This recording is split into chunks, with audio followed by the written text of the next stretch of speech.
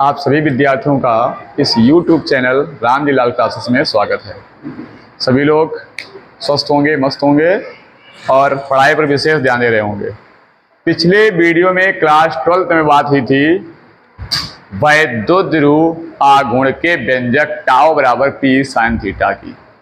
वहां पर एक वैद्युत ध्रुव लिया गया था और उस वैद्युत ध्रुव को वैद्युत क्षेत्र में रखा था। उसकी वजह से उस पर एक बलयुग्म कार्य करता था। उस बलयुग्म की वजह से उस पर एक आघूर्ण बना था। वो बलयुग्म का आघूर्ण था टाउ बराबर पीई साइन थीटा। इसको प्रूव किया था।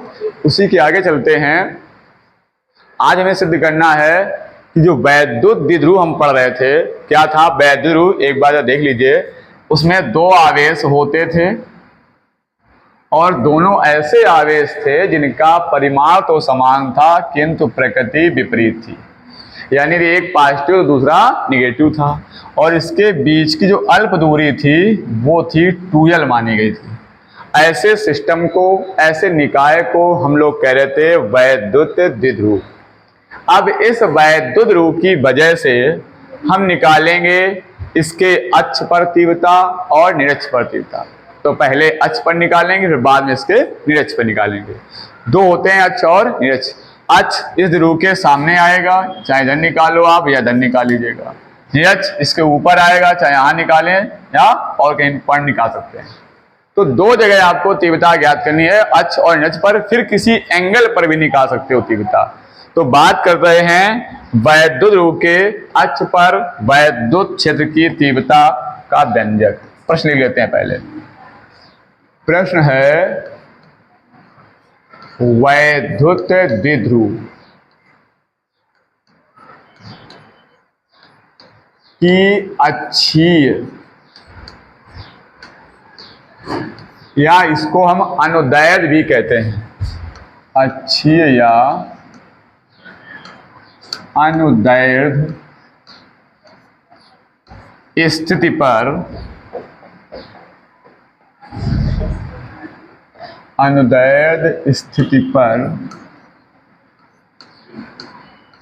उत्पन्न वैद्युत क्षेत्र की तीव्रता, उत्पन्न वैद्युत क्षेत्र की तीव्रता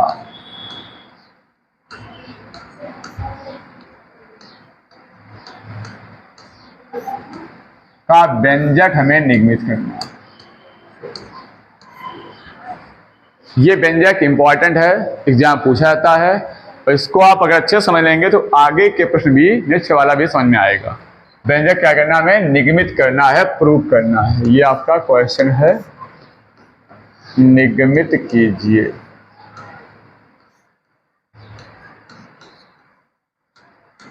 प्रश्न के अकॉर्डिंग काम करते हैं। जैसा प्रश्न कहा वैसा ही हम करते हैं। प्रश्न ने क्या कहा, एक वैद्युत ध्रुव है। प्रश्न ने क्या कहा, एक वैद्युत ध्रुव है।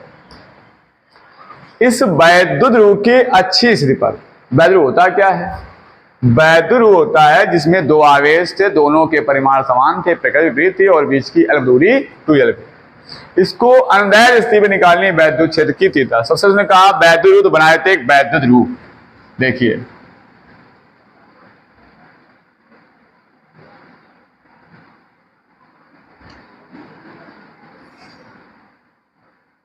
ये इसके बीच की दूरी होती है 2l।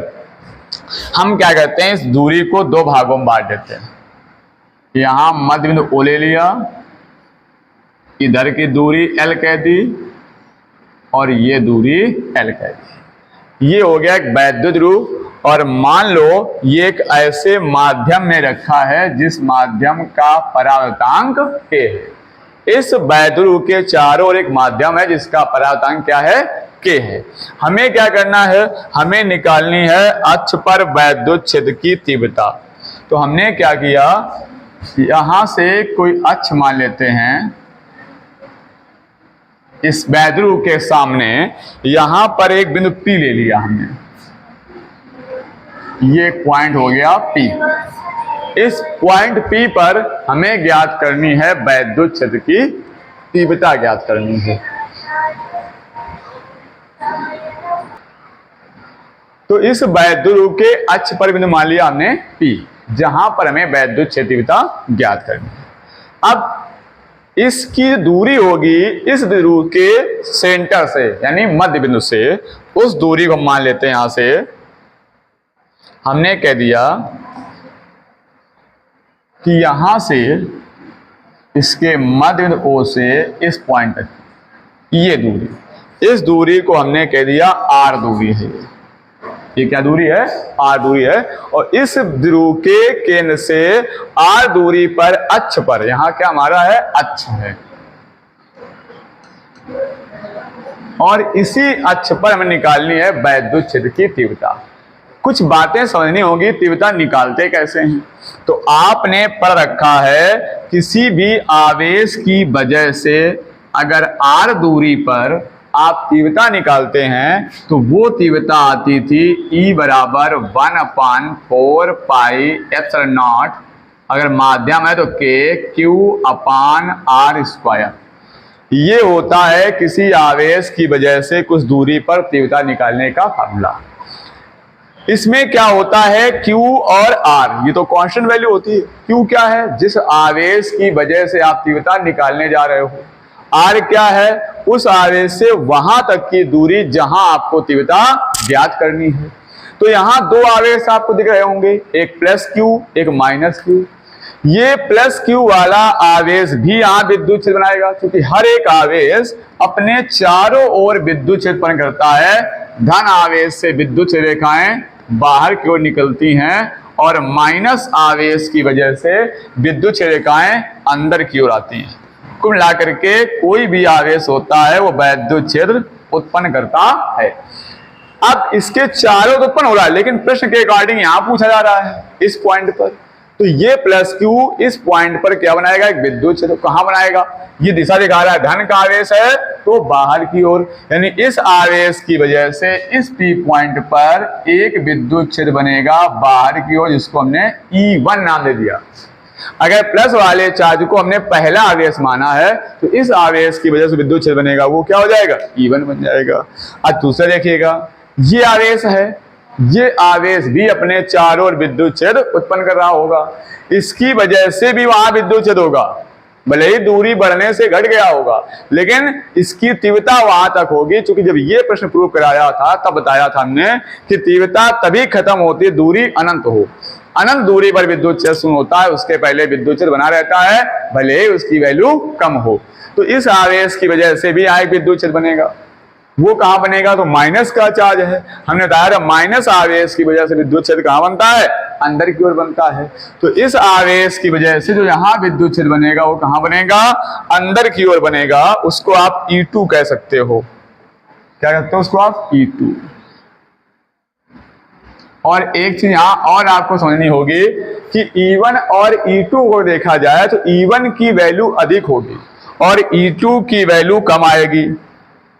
क्यों ऐसा होगा? आइए देख लीजिए। E1 इसलिए ज्यादा आएगा क्योंकि इस आवेश से जहां निकालने जा रहे हो दूरी कम है। कितनी दूरी है ये भी देख लो। क्योंकि तीव्रता अगर निकालनी है तो तीव्रता के लिए आवेश और दूरी आपको चाहिए होगी। तो जब इस आवेश से तीव्रता यहां निकालने जाओगे इस P पॉइंट पर, तो इस आवेश से यहां तक की दूरी आपको ज्ञात होनी चाहिए। ये दूरी क्या हो जाएगी? इतनी दूरी, ये देखिए, ये दूरी आपकी है R, और इस R में से अगर ये इतना L निकाल दिया जाए, ये पूरी R है और R से L हटा दें तो ये बच जाएगी, तो निकाल देंगे यानी R से L घटा देंगे, तो ये डिस्टेंस जो आपकी आएगी वो आ जाएगी कितनी? R minus L। क्या आएगी? R minus L। यानी अब प्लस Q आवेश की वजह से बिंदु P पर R माइनस L दूरी लेकर के एक तीव्रता आपकी आ जाएगी, इसको आप E1 कह सकते हो। E1 बराबर 1/4 π/0 प्लस Q। प्लस लो या ना लो, प्लस आवेश की वजह से आप तीव्रता की दिशा ले चुके हो कि धन आवेश की वजह से विद्युत क्षेत्र कहां होगा? बाहर की ओर होगा, इसलिए आप इसको केवल प्लस Q ले सकते हो, केवल Q ले सकते हो। Q अपान, और दूरी क्या हो जाएगी? दूरी यहां से रखी क्या है? R minus L। सूत्र में होता है Q अपान R², तो इस R माइनस L का क्या हो जाएगा? होल स्क्वायर हो जाएगा। एक तीव्रता ये आपकी बन जाएगी प्लस Q आवेश का अक्ष पर।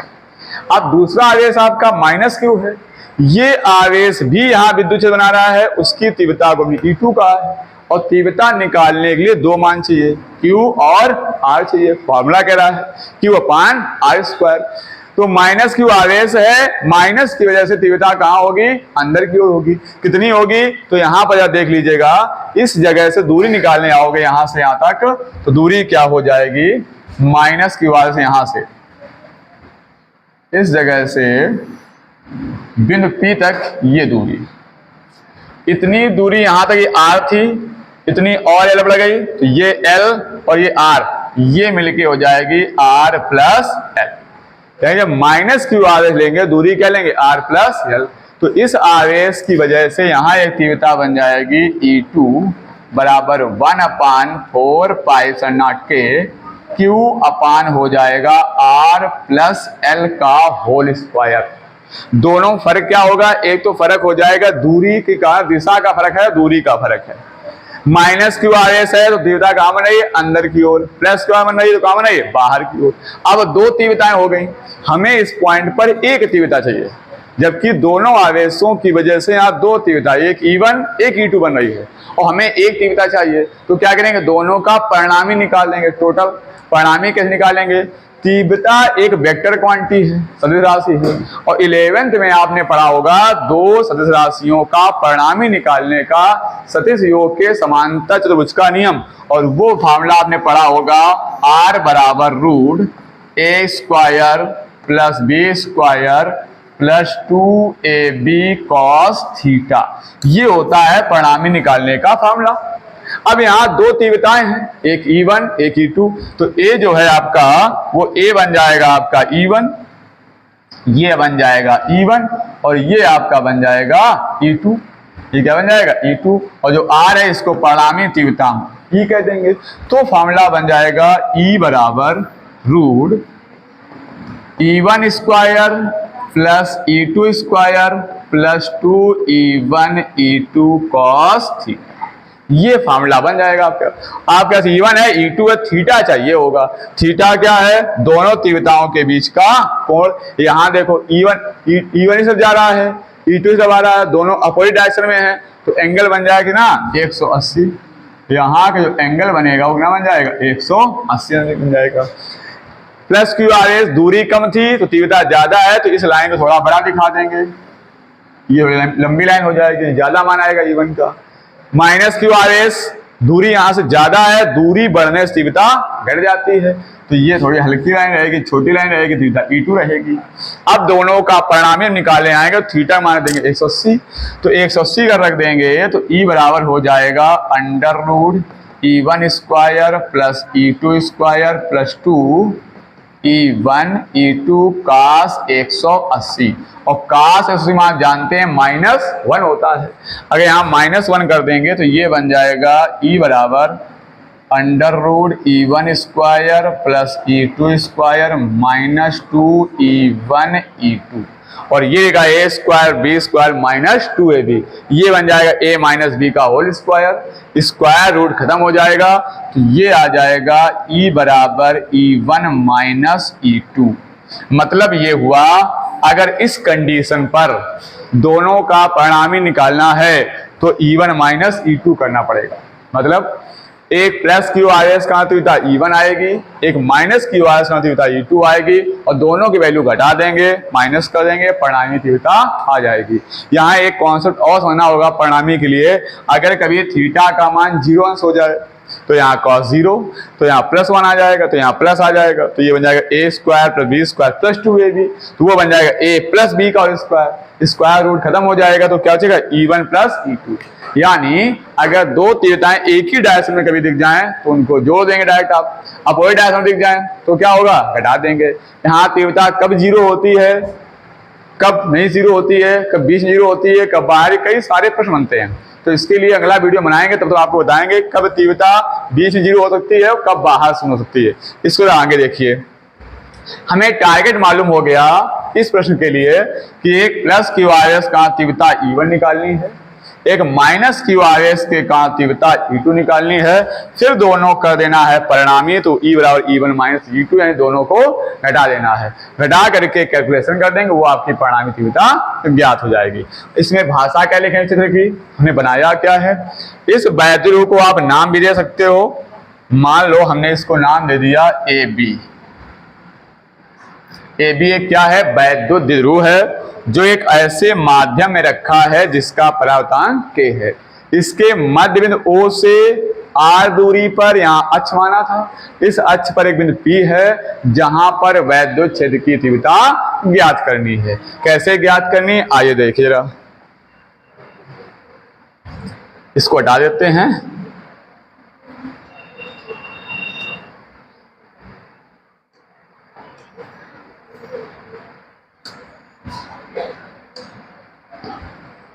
हमें निकालनी है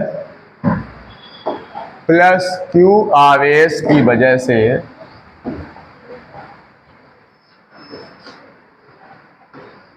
प्लस क्यू आवेश के कारण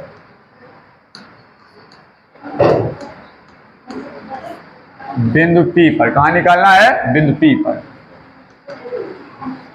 बिंदु P पर उत्पन्न वैद्युत क्षेत्र की तीव्रता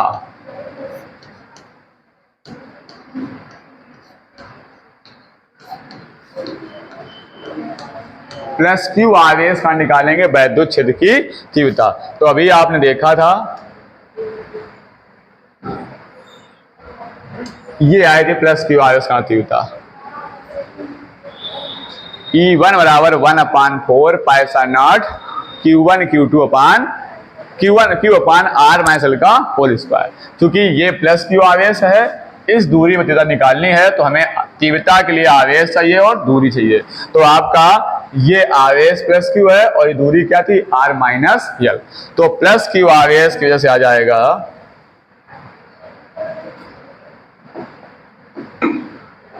प्लस क्यू आवेश की वजह से वैद्युत क्षेत्र की तीव्रता, आइए देखिए, तो तीव्रता लिखेंगे हम E1 बराबर E1 बराबर 1/4 पाई नॉट K, या आप चाहो तो इस पूरे को K भी ले सकते हो, पूरा कांस्टेंट, और Q upon R minus L का होल स्क्वायर। ये तीव्रता कहाँ बनी थी, बाहर की ओर बनी थी, बाहर की ओर। अब निकालेंगे माइनस क्यू आवेश का, तो लिखेंगे माइनस क्यू आवेश के कारण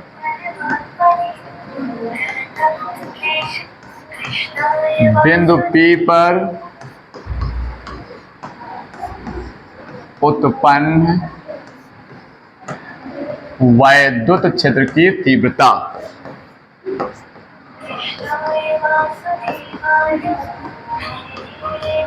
कहाँ निकाले हैं, बिंदु P पर, किस कारण, माइनस क्यू का।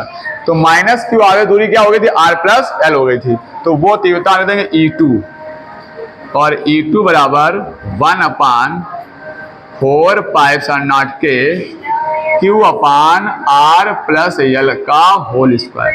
ये तीव्रता कहाँ में थी, अंदर की ओर बनी थी।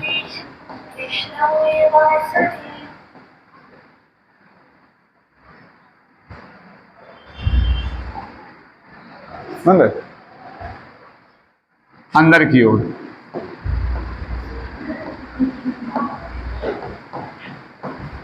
अब देखिए, इन दोनों तीव्रताओं की वजह से बिंदु P पर दो तीव्रता हो गई, एक E1 एक E2। अब इनका क्या निकालेंगे, परिणामी निकालेंगे दोनों का। तो लिखेंगे कि बिंदु P पर परिणामी वैद्युत क्षेत्र की तीव्रता वैद्युत क्षेत्र की तीव्रता। तो अभी हमने आपको बताया था कि परिणामी का फॉर्मूला था E बराबर √ E1 square plus E2 square plus 2E1 E2 cos, और E1 और E2 दोनों अपोजिट डायरेक्शन में थे, एक बाहर की ओर है एक अंदर की ओर है, तो कोण बना था 180। ये फॉर्मूला कहाँ से आया था? वेक्टर से आया था, r बराबर under a square plus B square 2ab cos theta से। कहाँ से उसकी मान क्या दिया? -1 रख दिया, तो ये आ गया था E1 square plus E2 square minus 2E1 E2, और ये होता है a माइनस बी का होल स्क्वायर। स्क्वायर खत्म हो गया था तो सीधे लिख दिया था हमने E बराबर E1 माइनस E2। ये है दोनों के परिणामी वैद्युत क्षेत्र की तीव्रता। अब E1 का मान आपके पास ये यहाँ रख देंगे, E2 मान रख देंगे और कैलकुलेशन कर देंगे, तो लिखेंगे E बराबर E1 का मान 1/4 पाई एप्सिलॉन नॉट के Q upon R minus L का होल स्क्वायर। ये आपका होगा E1 का मान माइनस E2 का मान रखेंगे 1/4 पाई एप्सिलॉन नॉट के Q upon R plus L का होल स्क्वायर। अब कॉमन दिख रहा है कुछ, 1/4 पाई एप्सिलॉन नॉट के 1/4 पाई एप्सिलॉन नॉट कॉमन है, तो यहां से हमने 1/4 पाई एप्सिलॉन नॉट के लग लिया, कॉमन कर लिया। बचा क्या? यहाँ बचा Q upon R minus L का होल स्क्वायर, माइनस यहाँ बचा Q भी कॉमन कर लेते हैं, Q भी यहाँ से कॉमन है, तो जब Q कॉमन करें यहाँ Q और आ जाएगा, तो यहाँ बचेगा 1/R माइनस L का होल स्क्वायर, और यहाँ हो जाएगा 1/R प्लस L का होल स्क्वायर। अब इसमें एलसीएम लेके सॉल्व कर देते हैं, तो E बराबर 1/4 पाई एप्सिलॉन नॉट के Q, एलसीएम क्या आ जाएगा? ये इंटू ये, यानी R माइनस L का whole square into R plus L का होल स्क्वायर। जब एलसीएम ले लिया तो ये पर इससे कट जाएगा, ये बचेगा R प्लस L का होल स्क्वायर, इसका इसे मल्टीप्लाई कर देंगे तो ये बना रहेगा R प्लस L का होल स्क्वायर माइनस, यहाँ ये कैंसिल हो जाएगा टर्म्स, तो ये बचेगा R माइनस L का होल स्क्वायर। इनको दोनों को स्क्वायर हटा देते इनके, तो क्या हो जाएगा? E बराबर 1/4 पाई एप्सिलॉन नॉट के Q, इसमें लगा देंगे a प्लस बी का होल स्क्वायर, तो क्या हो जाएगा? a square plus B square 2ab R square plus L square plus 2RL minus, अंदर लगा देंगे a माइनस बी का होल स्क्वायर, तो यहाँ भी a square plus B square minus 2ab आएगा, लेकिन माइनस का अंदर मल्टीप्लाई कर देंगे, तो जब अंदर r स्क्वायर होगा तो माइनस से मल्टीप्लाई करेंगे तो क्या हो जाएगा? माइनस का R स्क्वायर प्लस आएगा, लेकिन माइनस जाके उसको माइनस कर देगा, तो माइनस L स्क्वायर। सूत्र के हिसाब से आएगा माइनस 2RL, लेकिन ये माइनस को क्या कर देगा? प्लस कर देगा, प्लस 2RL। और नीचे देखो जरा, ये लिखा है एक ब्रैकेट में a माइनस बी, या इसको एक काम करते हैं दोनों का स्क्वायर बाहर कर देते हैं, जैसे लिखा था R माइनस L और इंटू R प्लस L, इन दोनों का हमने स्क्वायर उठाया और ये बाहर निकाल दिया, पूरे का होल स्क्वायर। आगे देखिए, ये माइनस का स्क्वायर है, ये वाला माइनस प्लस का स्क्वायर, ये माइनस I स्क्वायर कैंसिल हो जाएगा, ये प्लस का स्क्वायर, ये माइनस स्क्वायर कैंसिल हो जाएगा। बचेगा, देखिए बचता है E बराबर 1/4 पाई एप्सिलॉन नॉट के Q ये है, और अंदर बचा 2RL, ये प्लस का 2RL ये, तो 2 और 2 4RL। नीचे देखिए लिखा है एक ब्रैकेट में a माइनस बी, एक में लिखा है a प्लस बी, तो हो जाएगा a square minus B square, इसको होते हैं R square minus L square का होल स्क्वायर। यहाँ वर्गांतर लगा दिया फॉर्मूला। इस 4RL को हम तोड़ सकते हैं और ऐसे लिख सकते हैं E बराबर 1/4 पाई एप्सिलॉन नॉट के Q, 4RL तो आप 2L इंटू 2R, ऐसा क्यों दिया?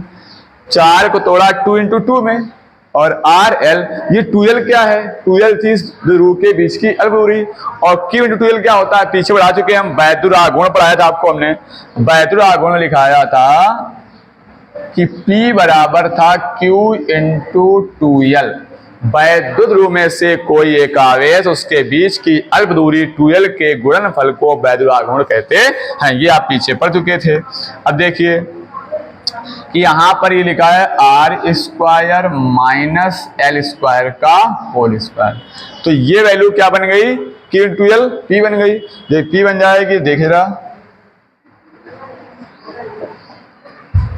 E बराबर 1/4 पाई एप्सिलॉन नॉट, कितना हो गया P, तो ये 2 ले लें तो हो जाएगा 2P, ये वाला में P बना है, और ये 2P इंटू R बटे R square minus L square का होल स्क्वायर। ये वैसे तीव्रता का आपका फार्मूला है, लेकिन यहाँ एक कंडीशन और लागू होती है।